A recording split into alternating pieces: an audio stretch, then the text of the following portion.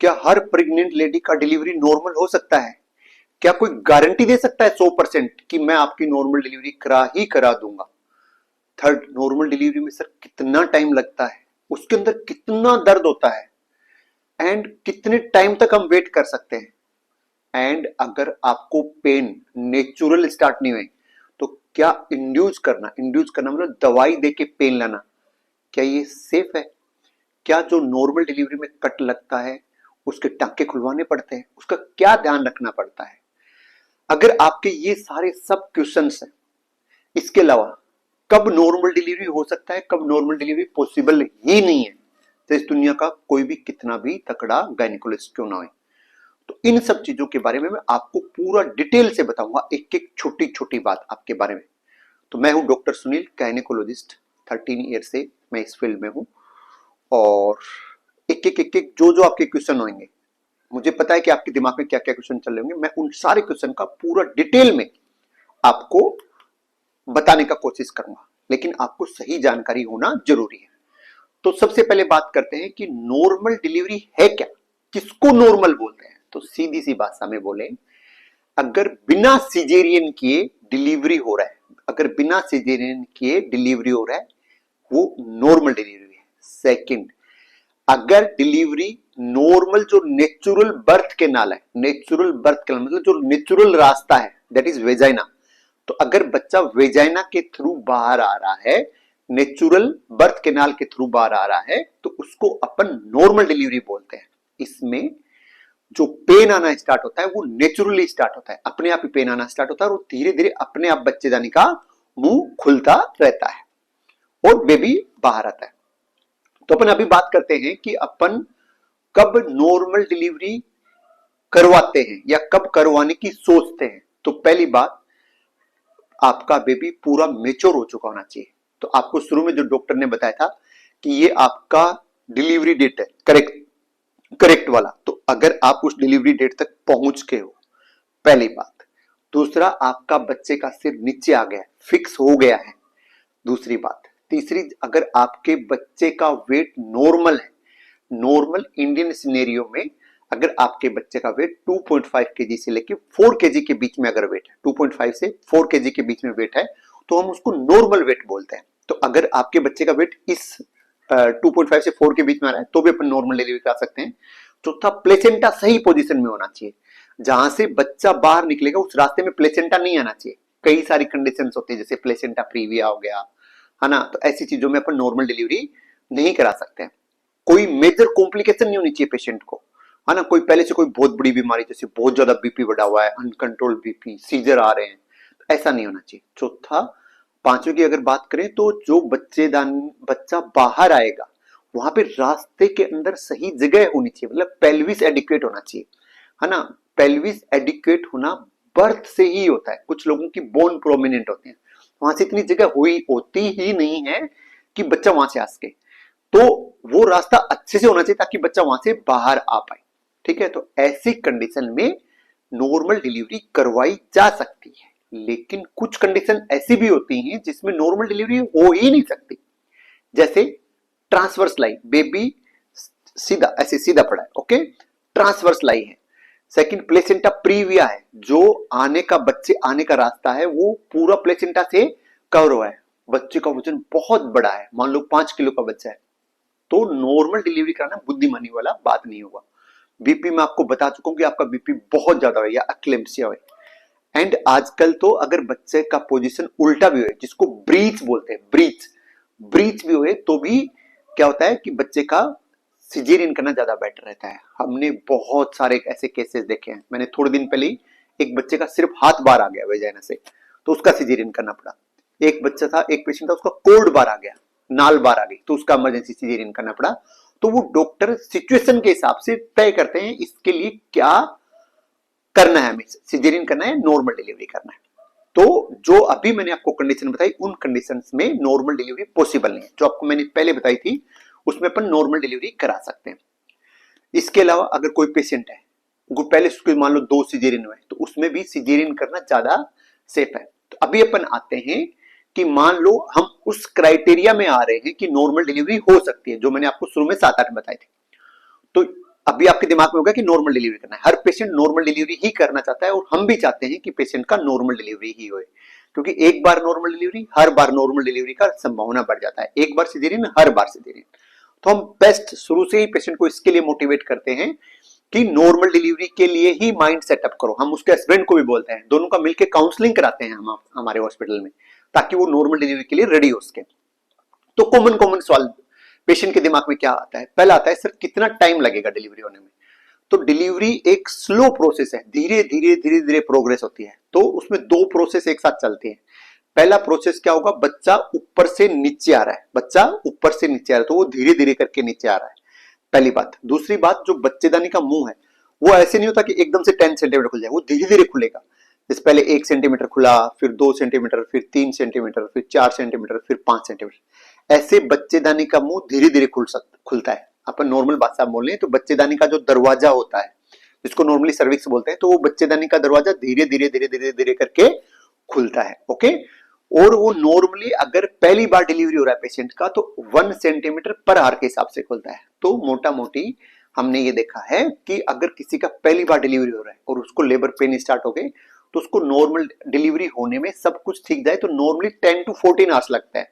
10 to 14 hours में delivery हो जाती है। अगर किसी का दोबारा डिलीवरी हो रहा है, पहले से एक नॉर्मल डिलीवरी है, पहले से एक नॉर्मल डिलीवरी है, अभी सेकंड टाइम डिलीवरी हो रहा है, तो उनका जल्दी हो जाता है। कंपेरेटिवली 6 से 8 आवर्स में लगभग मैक्सिमम पेशेंट का डिलीवरी हो ही जाता है। अगर तीसरा बच्चा है तो और भी जल्दी होगा, लेकिन ये टाइम फिक्स नहीं है, ये केस टू केस वेरी करता है। कई बार मान लो बच्चेदानी का मुंह पूरा खुल गया है, बच्चा पूरा नीचे आ गया, तो हम और भी टाइम वेट कर सकते हैं, लेकिन शर्त क्या है कि बच्चे को कोई दिक्कत नहीं होनी चाहिए, बच्चे का धड़कन सही मेंटेन होना चाहिए, मदर को कोई दिक्कत नहीं होने।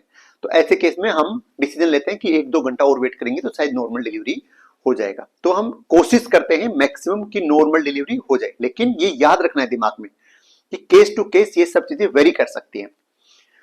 तो कुछ चीजें ऐसी भी होती हैं कि जब हम नॉर्मल डिलीवरी का ट्रायल दे रहे होते हैं, मतलब नॉर्मल डिलीवरी का जो कोशिश कर रहे हैं उसको इंग्लिश में ट्रायल बोल देते हैं। तो जब हम नॉर्मल डिलीवरी का कोशिश कर रहे होते हैं उस टाइम कुछ ना कुछ घटना ऐसी हो जाती है जिसकी वजह से हमें सिजेरियन करना पड़ जाता है। जैसे मान लो कि लेबर का हम दवाई दे रहे हैं पेन आने का, लेकिन बच्चा नीचे आ ही नहीं रहा है, बच्चेदानी का मुंह खुल ही नहीं रहा है। तो ये था पहली बात कि लेबर प्रोग्रेस नहीं हो रहा। दूसरी बात की अगर बात करें तो जैसे ही पेन आया, बच्चे का धड़कन, पेट के अंदर जो बच्चा होता है, हमारे पास मशीन होती है, हम बच्चे का धड़कन लगातार कंप्यूटर पे देखते रहते हैं। एंड जैसे ही हमें पता चलता है कि बच्चे का धड़कन कम हो रहा है, तो हम रिस्क नहीं ले सकते ना, हम नहीं चाहते कि बच्चे का डेथ अंदर हो जाए। तो हम क्या करते हैं कि कंप्यूटर में देख के तुरंत पकड़ लेते हैं कि अभी बच्चे का धड़कन कम हो रहा है, अभी बच्चे को दिक्कत हो रहा है। अगर हम अभी और ट्रायल देंगे और वेट करेंगे तो बच्चे को प्रॉब्लम हो सकता है। तो ऐसे केस में हम तुरंत सिजेरियन कर देते हैं बच्चे की जान बचाने के लिए।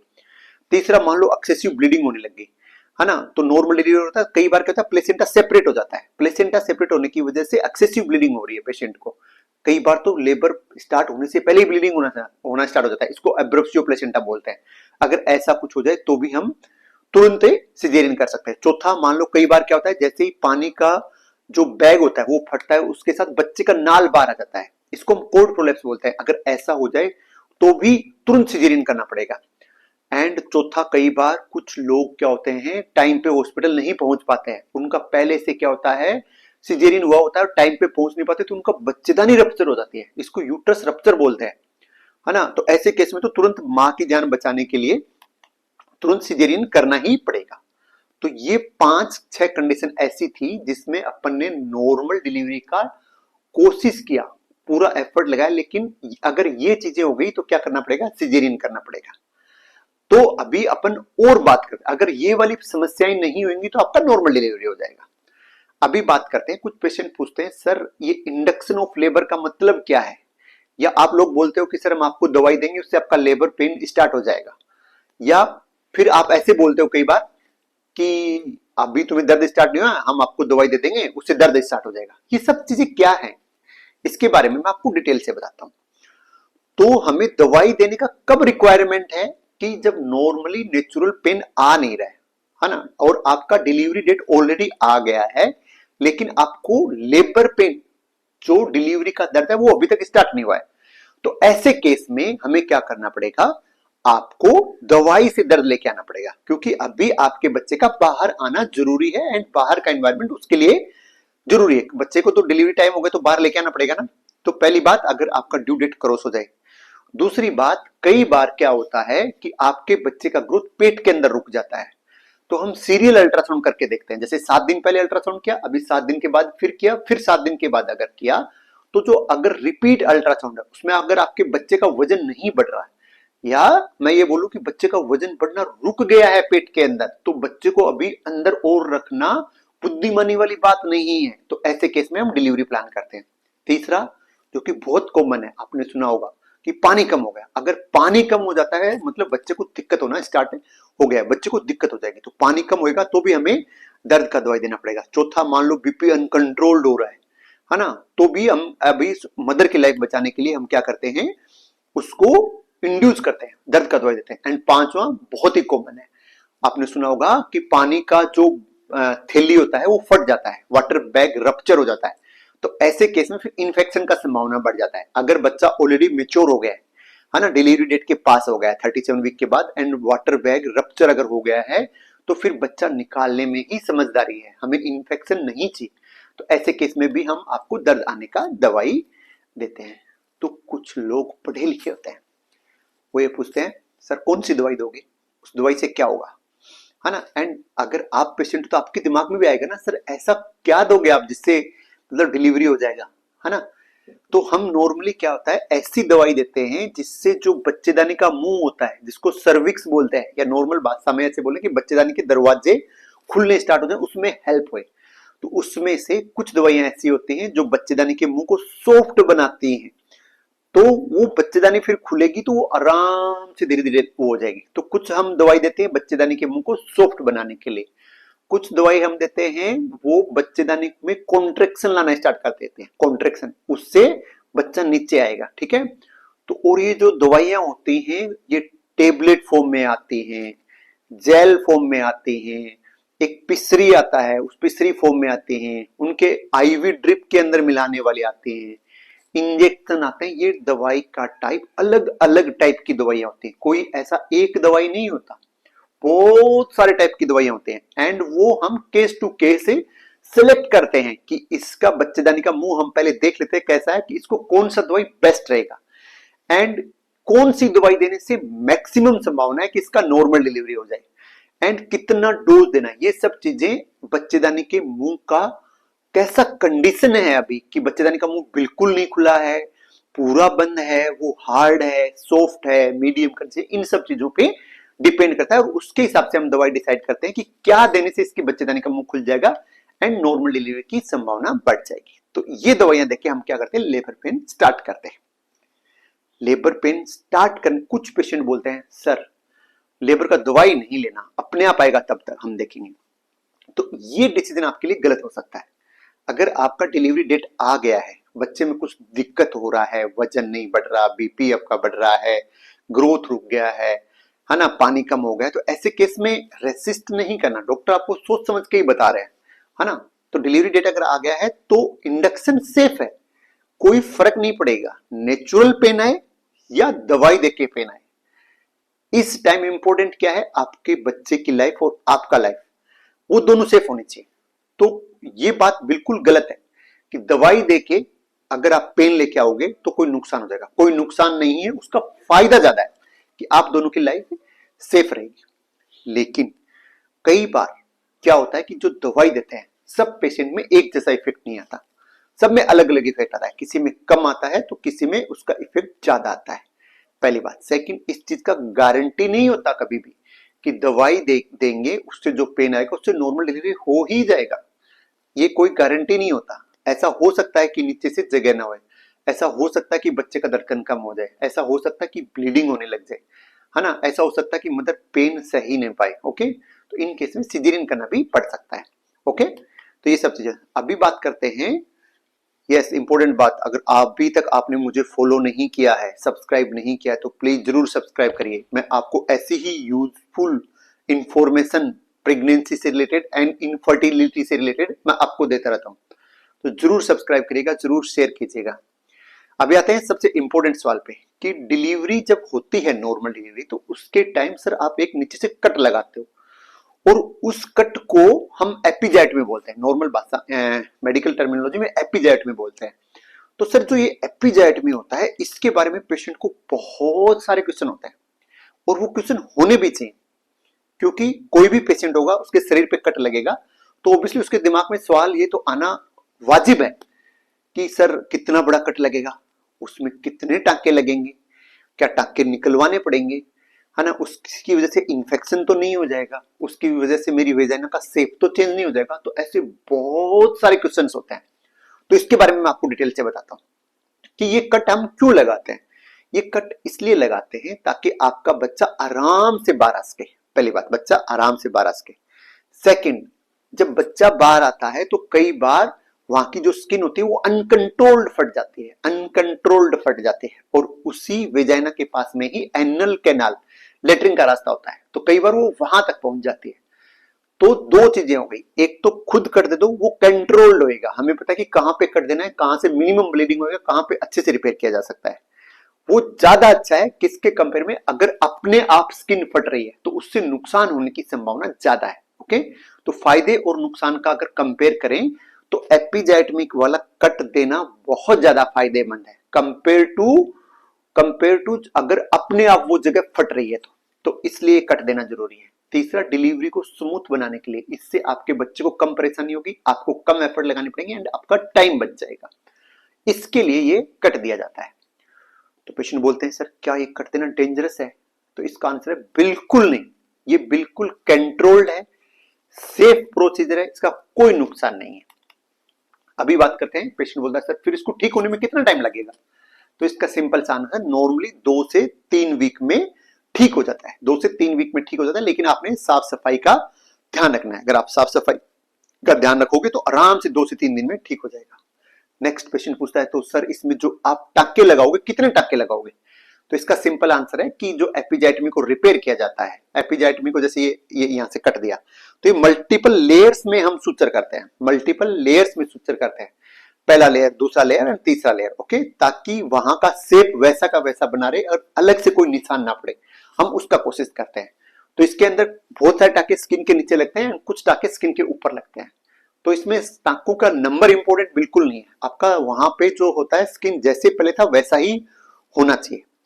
फिर कुछ पेशेंट पूछते हैं सर टाके कब निकलवाने पड़ेंगे, तो इसका आंसर है कभी नहीं निकलवाने पड़ेंगे। उसमें जो हम सुचर लगाते हैं वो अपने आप ही घुल जाते हैं स्किन में एंड अपने आप ही घुलने के बाद जैसे हील होगा वो अपने आप निकल जाएंगे वहां से, तो आपको कुछ करने का रिक्वायरमेंट नहीं है, तो टांके निकलवाने का रिक्वायरमेंट नहीं है। कुछ पेशेंट जो बहुत ही कॉन्शियस होते हैं वो बोलते हैं कि सर हमारा वेजाना की साइज, वेजाना की शेप पे कोई इफेक्ट आएगा, तो उसका आंसर है नो, बिल्कुल नहीं, कोई परमानेंट चेंज नहीं होगा एंड हम पूरा एफर्ट लगाते हैं कि जैसा पहले था सब चीज वैसी की वैसी हो जाए एंड ये पूरी तरह से safe and medically controlled process है।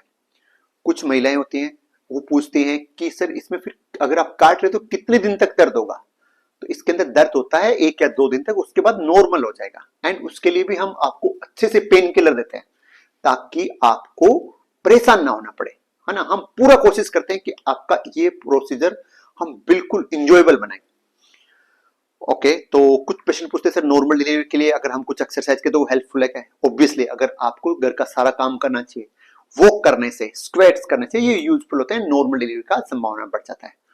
कुछ लोग बोलते हैं डाइट का रोल है नॉर्मल डिलीवरी के लिए, तो इसका आंसर है यस, आपको अच्छा खाना खाना चाहिए, आप में अच्छी एनर्जी रही, आप अच्छी एनर्जी होनी चाहिए एंड आपका हीमोग्लोबिन सही होना चाहिए। कुछ लोग पूछते हैं कि सर अगर मेरा पुरान पहले तो सिजेरियन हुआ था तो क्या अभी नॉर्मल डिलीवरी हो सकता है, तो इसका आंसर है यस, हो सकता है, लेकिन सिलेक्टेड केस में, सब में नहीं हो सकता, सिलेक्टेड केस में। इसमें क्या इंपॉर्टेंट है इसका मैं एक अलग से पूरा डिटेल में वीडियो बनाऊंगा, लेकिन वो कुछ एक केस में हो सकता है जिसमें अपने आप पेन आना स्टार्ट हो जाए एंड जब वो हॉस्पिटल आए तो उसके बच्चेदानी का मुंह खुल जाए पूरा, तो हो सकता है, लेकिन ये सेफ नहीं है, इसमें बच्चेदानी फटने का बहुत ज्यादा डर रहता है। ठीक है, कुछ लोग स्टंटबाजी के चक्कर में इसको बहुत पब्लिश करते हैं कि पहले सिजेरियन था अभी नॉर्मल करा दिया, लेकिन अगर जान चला जाएगा तो बहुत बड़ा हो जाएगा। अभी कुछ पेशेंट बोलते हैं सर अभी हमारा डिलीवरी का टाइम आ गया, हमें हॉस्पिटल कब जाना चाहिए, तो इसका क्वेश्चन है अगर आपको पेट दर्द, लेबर पेन आने लग गया, है ना। मैंने एक वीडियो में बताया है कि कौन सा फॉल्स लेबर पेन है, कौन सा ट्रू लेबर पेन है। तो अगर ट्रू लेबर पेन आ रहा है तो, सेकंड अगर आपको नीचे से पानी लीक हो गया, तीसरा मान लो आपको ब्लीडिंग होना स्टार्ट हो गया, चौथा आपका बच्चे का मूवमेंट बंद हो गया, तो आपको तुरंत हॉस्पिटल जाना चाहिए। तो नॉर्मल डिलीवरी सबसे सेफ है, लेकिन उससे भी बड़ा इंपॉर्टेंट क्या है, डॉक्टर का, आपके ट्रीटिंग जो डॉक्टर उसका क्या टारगेट है कि मां भी ठीक रहनी चाहिए एंड बच्चा भी ठीक रहना चाहिए। दो लाइफ एक साथ है ना। तो किसी की लाइफ के साथ हमें कंप्रोमाइज नहीं करना, तो दोनों की सेफ्टी जरूरी है। तो मैंने आपके सारे क्वेश्चन के आंसर लगभग दे दिए। अगर आपका फिर भी कोई भी क्वेश्चन है तो आप मुझे कमेंट करिए, मैं उसका खुद रिप्लाई करूंगा। अगर आपको सच्ची में ये वीडियो हेल्पफुल लगा है तो जरूर लाइक करिएगा, मेरा चैनल सब्सक्राइब करना बिल्कुल नहीं भूलिएगा एंड अपने दोस्तों के साथ शेयर करिएगा। आप सवाल पूछोगे, मुझे अच्छा लगेगा, आंसर देके हुए अच्छा लगेगा। Thank you so much.